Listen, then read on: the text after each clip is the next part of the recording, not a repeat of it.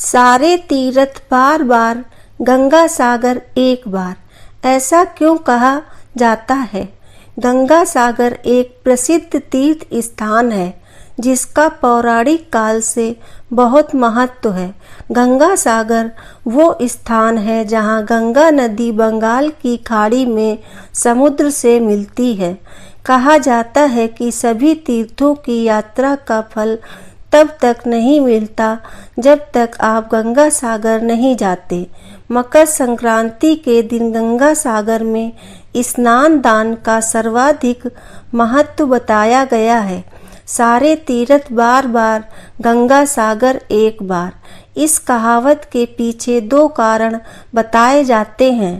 पहला कारण, गंगा सागर को महातीर्थ कहा गया है क्योंकि माना गया है कि सारे तीर्थों का फल गंगा सागर आने से मिल जाता है।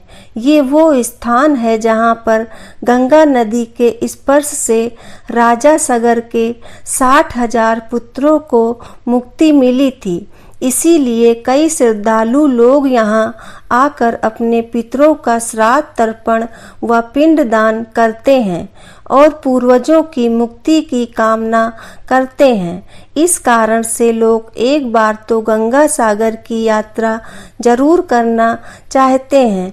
इसीलिए कहा गया है, सारे तीर्थ बार बार, गंगा सागर एक बार। पुराणों में भी गंगा सागर में दान और स्नान को धार्मिक और आध्यात्मिक दृष्टि से काफी महत्वपूर्ण बताया गया है। दूसरा कारण, कोलकाता से गंगा सागर जाने के लिए पहले 86 किलोमीटर दूर काकद्वीप जाना होता है, जहां हारवुड पॉइंट पे 3.5 किमी स्टीमर नाव के जरिए सागर द्वीप पहुंचते हैं। इसके बाद सागर द्वीप पर 32 किलोमीटर यात्रा करने के बाद गंगा सागर तीर्थ आता है। पुराने समय में ये यात्रा काफी दुष्कर और कठिन थी। कई दिन की यात्रा करने के बाद लोग गंगा सागर पहुंच पाते थे। इसीलिए लोग दोबारा जाने की सोचते भी नहीं थे। इसीलिए लोग कहने लगे, सारे तीर्थ बार बार, गंगा सागर एक बार। गंगा सागर की कहानी क्या है? रामायण की एक कथा के अनुसार अयोध्या के राजा सगर अश्वमेध यज्ञ कर रहे थे।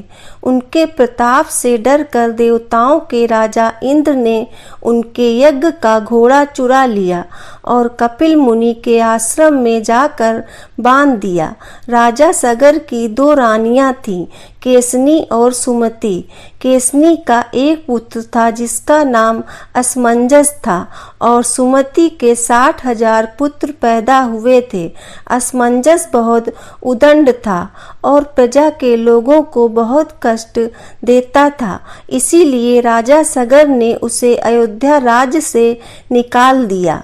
अश्वमेध यज्ञ का घोड़ा चोरी हो जाने से राजा सागर बहुत चिंतित हुए क्योंकि यज्ञ पूरा होने के लिए घोड़ा मिलना जरूरी था। राजा सगर ने अपने 60,000 पुत्रों को घोड़ा खोजने के लिए भेजा। घोड़ा खोजते हुए राजा सगर के वे सभी पुत्र कपिल मुनि के आश्रम में पहुंच गए और घोड़े को वहां बंधा देखकर उन्होंने कपिल मुनि को चोर समझा। कपिल मुनि भगवान विष्णु का अंश अवतार थे, जिन्होंने कर्दम ऋषि के पुत्र के रूप में जन्म लिया था। राजा सगर के पुत्र कपिल मुनि के बारे में नहीं जानते थे और उन्होंने मुनि का काफी अपमान कर दिया। इस अपमान से क्रोधित होकर कपिल मुनि ने राजा सगर के पुत्रों को श्राप दिया कि तुम सब अभी भस्म हो जाओ। मुनि के श्राप देते ही तुरंत राजा सगर के 60,000 पुत्र वहीं भस्म हो गए। जब काफी समय बाद राजा सगर के पुत्र वापस नहीं आए तो उन्होंने अपने पौत्र अंशुमान, जो कि असमंजस का पुत्र था, अपने चाचाओं का पता लगाने के लिए भेजा। अंशुमान भी खोजते खोजते कपिल मुनि के आश्रम पहुंच गया। वहां उसने यज्ञ का घोड़ा और हजारों की संख्या में अस्थि पिंजर और राख देखी तो वो समझ गया कि क्या हुआ होगा। अंशुमान ने कपिल मुनि की स्तुति की और कृपा की प्रार्थना की।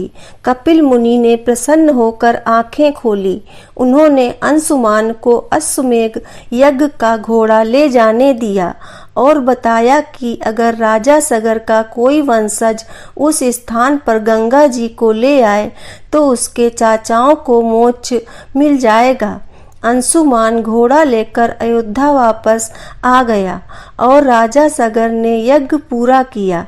राजा सगर ने अगले 30,000 वर्षों तक राज्य किया। फिर वे अंशुमान को राज्य सौंपकर स्वर्ग सिधार गए। अंशुमान ने गंगा जी को पृथ्वी पर लाने का बहुत प्रयास किया, लेकिन वो अपने जीवन में सफल नहीं हो पाया। अंशुमान के पुत्र दिलीप ने भी काफी तप किया, लेकिन वो भी गंगा को लाने में असफल रहे। राजा दिलीप के बाद उनके पुत्र भागीरथ अपने अथक प्रयास और घोर तप से गंगा को पृथ्वी पर लाने में सफल हुए। गंगा सागर कैसे जाएं? गंगा जी ने आश्वासन दिया कि मैं पृथ्वी पर जरूर आऊंगी, परंतु जिस समय मैं स्वर्गलोक से पृथ्वी पर आऊंगी उस समय मेरे प्रवाह को रोकने के लिए कोई उपस्थित होना चाहिए। इसके लिए भागीरथ ने भगवान शिव को तप करके प्रसन्न किया।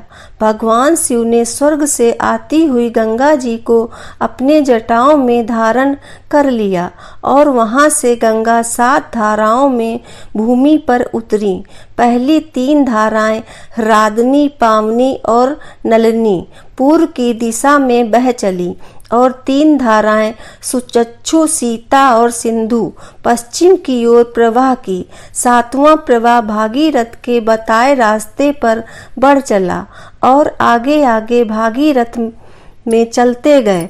चलते चलते भागीरथ उस स्थान पर पहुँचे जहाँ उनके पितामह भस्म हो गए थे। माँ गंगा उनके अवशेषों के ऊपर से बहते हुए राजा सगर के 60,000 पुत्रों का उद्धार करते हुए जाकर सागर में मिल गई।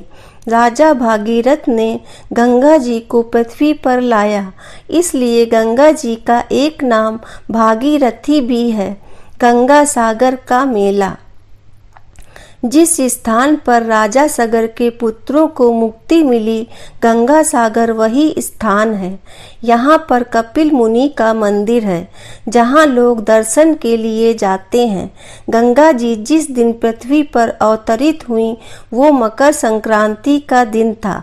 संक्रांति के दिन गंगा सागर में स्नान का बहुत महत्व है, इसलिए हर साल मकर संक्रांति के दिन गंगा सागर में विशाल मेला लगता है, जहां लाखों लोग स्नान और दान के लिए आते हैं। गंगा सागर का मेला 5 दिन तक रहता है। इस दौरान तीर्थयात्री लोग मुंडन, श्राद्ध, पिंडदान और समुद्र में पितरों को जल अर्पित करते हैं। गंगा सागर में कपिल मुनि का प्राचीन मंदिर था, जो कि समुद्र में समा गया।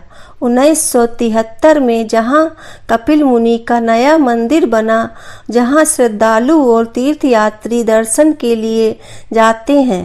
गंगा सागर गंगा नदी का एक छोटा सा डेल्टा द्वीप है, जिसकी आबादी करीब 2 लाख और क्षेत्रफल 282 किलोमीटर है। सागर द्वीप के एक ओर बंगाल की खाड़ी और दूसरी ओर बांग्लादेश है। इस सुंदर द्वीप के ज्यादातर क्षेत्र में घने जंगल हैं। कपिल मुनि के मंदिर व आश्रम के अलावा यहाँ महादेव मंदिर, शिव शक्ति महानिर्वाण आश्रम, भारत सेवाश्रम संघ का मंदिर, धर्मशालाएं भी हैं। जय श्री कृष्णा, राधे राधे। दोस्तों, आपको ये जानकारी कैसी लगी कृपया कमेंट करके ज़रूर बताएं और ऐसी ही जानकारियों को जानने के लिए हमारे चैनल को सब्सक्राइब ज़रूर करें। धन्यवाद।